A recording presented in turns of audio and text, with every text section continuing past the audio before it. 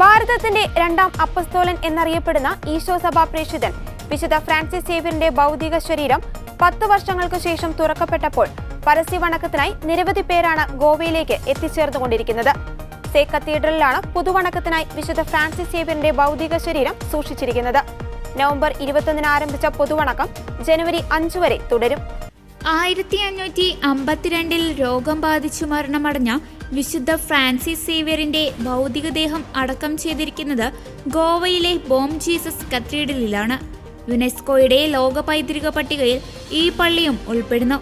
1624 മുതൽ Spanish Jesuit മിഷണറിയുടെ ഭൗതികദേഹം സൂക്ഷിച്ചിരിക്കുന്ന പഴയ ഗോവയിലെ ബോം ജീസസിന്റെ ബസിലിക്കയിൽ നടന്ന കുർബാനയോടെയാണ് 18ാമത് പ്രദർശനം ആരംഭിച്ചത്. വൈദികരുടെയും സന്നദ്ധ പ്രവർത്തകരുടെയും സമൂഹത്തിലെ തെരഞ്ഞെടുത്ത പ്രതിനിധികളുടെയും അകമ്പടിയോടെ 1000-ലധികം ആളുകൾ മനുഷ്യച്ചങ്ങല നിർമ്മിച്ചാണ് തിരുശേഷിപ്പുകൾ പള്ളി സമുച്ചയത്തിലൂടെ സേ കത്തീഡ്രലിലേക്ക് കൊണ്ടുപോയത്.